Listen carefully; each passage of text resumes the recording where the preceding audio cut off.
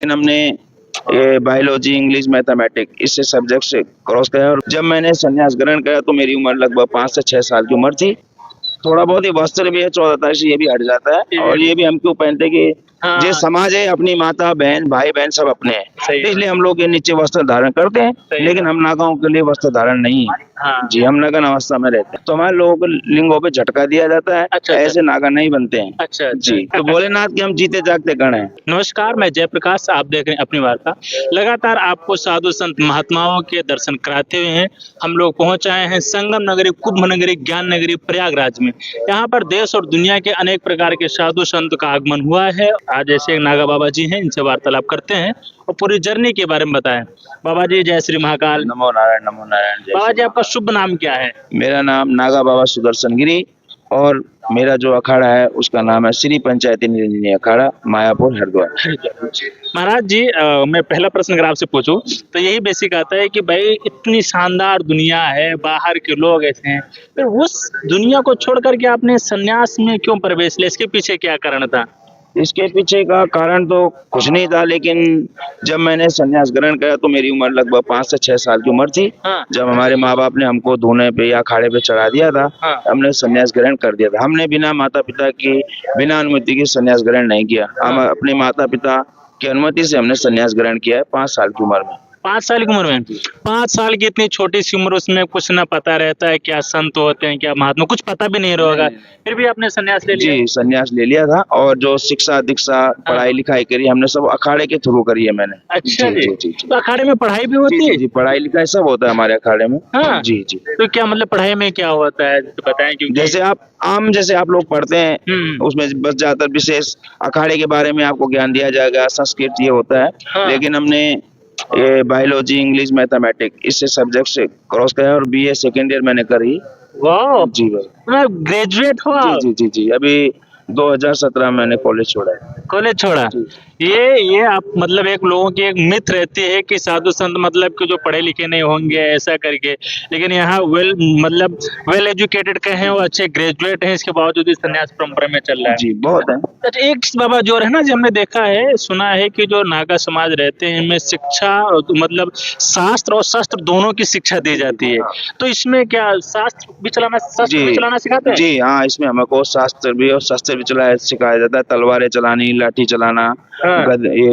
गदा चलाने, सब हमको पहलवानी की एक प्रकार से कराई जाती है, अखाड़े के अंदर सिखाया जाता है हम लोग। जी। वैसे एक बात बताएं बाबा, हमने देखा ना आपकी फिटनेस बड़ी मेंटेन, अच्छे ढोले वोले, मतलब 6 वगैरह भी अच्छे दिख रहे हैं, इसके पीछे क्या कारण है? मतलब इतना सुडौल मजबूत शरीर? इसके पीछे का भाई मेहनत करते हैं हम लोग, सुबह उठ के अपना हाँ। एक्सरसाइज करते हैं। बस अभी थोड़ा मेले में चले जाते हैं तो एक्सरसाइज हम लोग बंद हो जाते हैं, लेकिन लगभग हम लोग सब एक्सरसाइज करते हैं। हाँ। नागा बाबा जितने भी होते हैं सब हाँ। अपने शरीर को मेंटेनेंस रखते हैं हम लोग। अच्छा, पूरा दंड वंड पूरा लगाते हैं? जी जी जी, पूरा।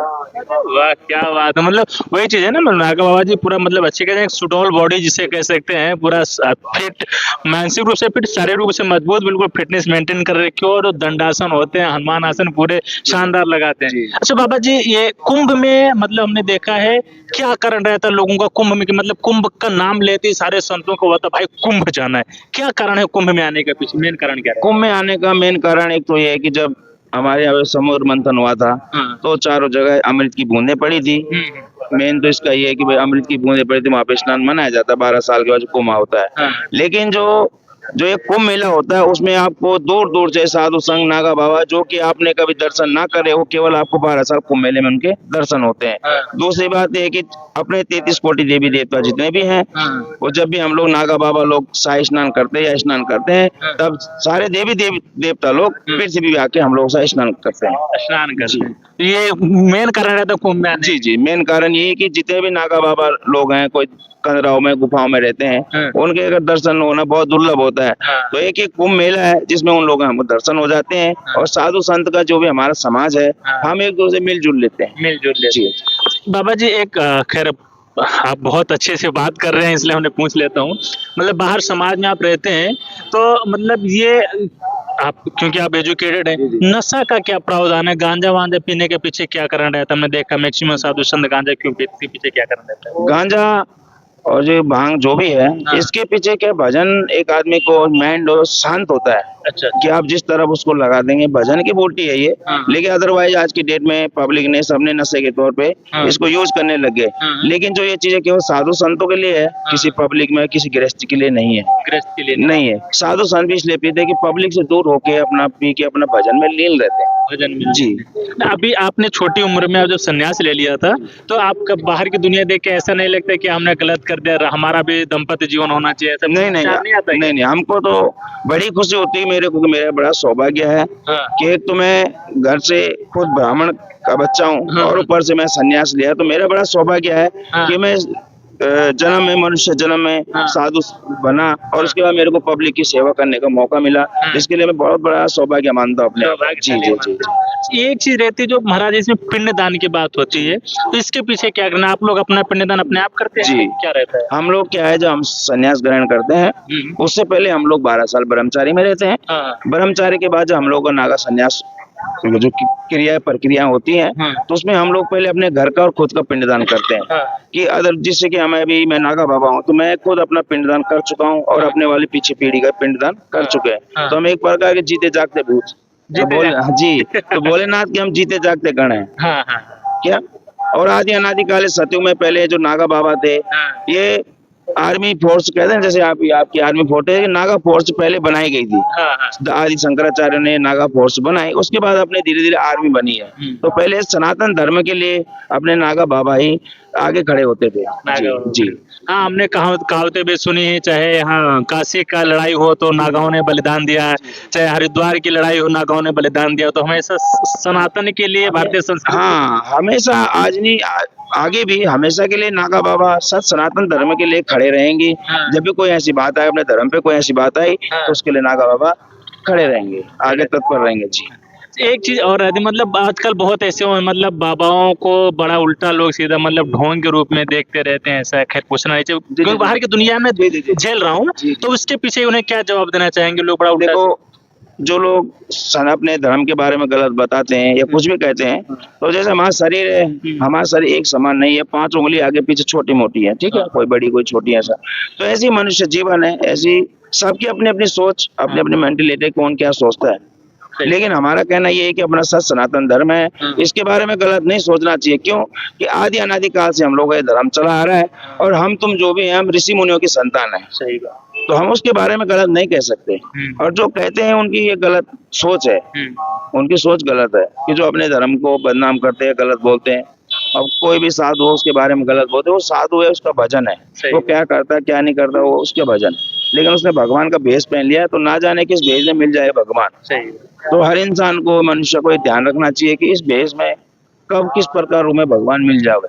तो आदमी को अपनी गलत मेंटेलिटी नहीं रखना चाहिए, और वो भी अपने धर्म के प्रति। जी। मैंने देखा ना, बाबा लोग बड़ा गुस्सैल होते हैं, एटलीस्ट बात करें थोड़ा नागा संप्रदाय में, बड़ा गुस्सा लेते हैं, गाली दे देते हैं, भगा देते हैं। वो क्या कारण, क्यों ऐसा क्यों रहता होता है? हम भी लोग करते हैं, ऐसा नहीं कि हम कोई दूध के दूल्हे नहीं है। हाँ। वो आता है, गुस्सा भी आता है सबको, लेकिन क्या है, अपना धर्म है। अब आप हमारे पास आए, आपको हमारे धर्म के बारे में ज्यादा पता नहीं, कैसा इनका रहन सहन है, हाँ। नागाओं पर बैठना कैसा होता है, तो उसके ऊपर थोड़ा गुस्सा आ जाता है। हाँ। भाई ये बात है, बाकी ऐसा कुछ नहीं है। उद्देश्य नहीं रहता किसी को परेशान करना। जी जी जी जी जी, बिल्कुल सत्य बात। नहीं, ये सही बात है। अब अलग समाज है पूरा, अब लोग उसमें उसको आकर के उल्टा सीधा बोलने लगते हैं, तब गुस्सा आ जाता है। उसमें गुस्सा बाकी है। किसी से कोई नहीं मतलब नहीं नहीं, अपने किसी कोई द्वेष भाव नहीं है।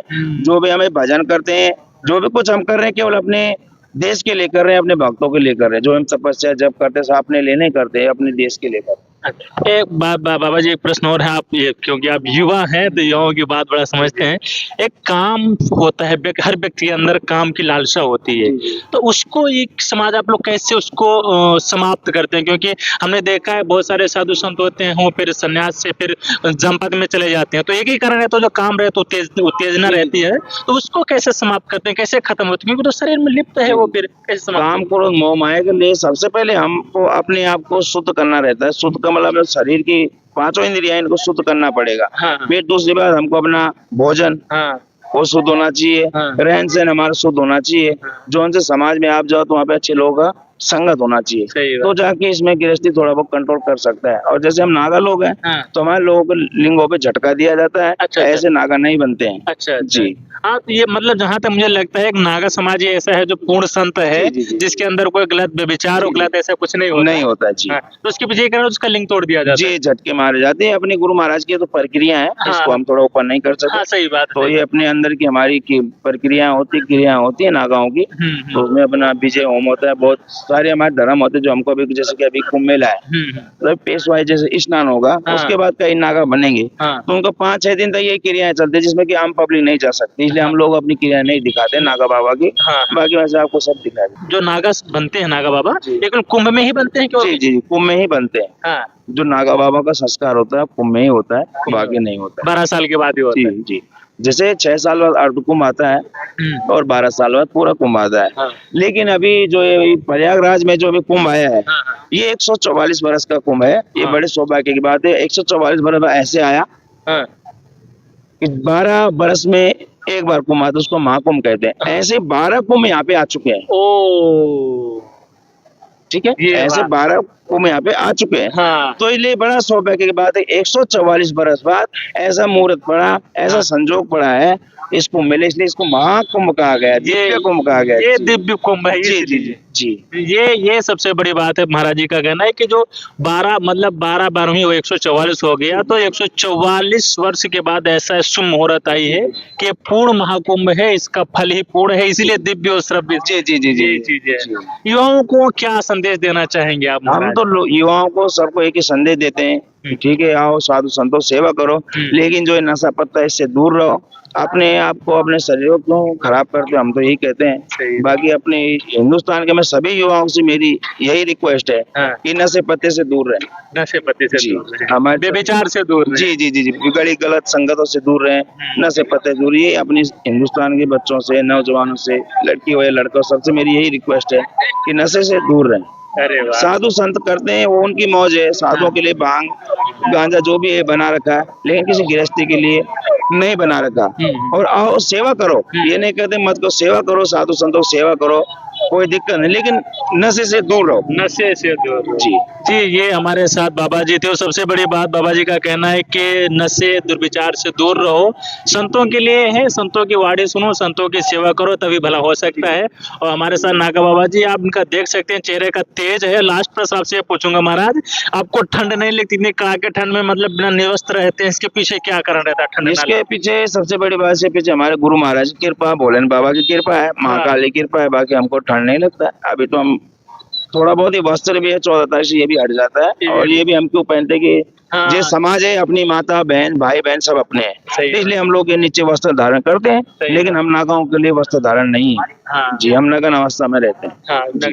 जी। तो खैर ये थे हमारे बाबा जी, और कैसी बाबा जी की हमारी वार्तालाप। कमेंट बॉक्स खाली अपने विचार व्यक्त करें और लगातार इसी तरह आपको वीडियो दिखाते रहेंगे। बने रहे हमारे चैनल पे। मैं जयप्रकाश, अपनी वार्ता से बहुत बहुत धन्यवाद। नमस्कार।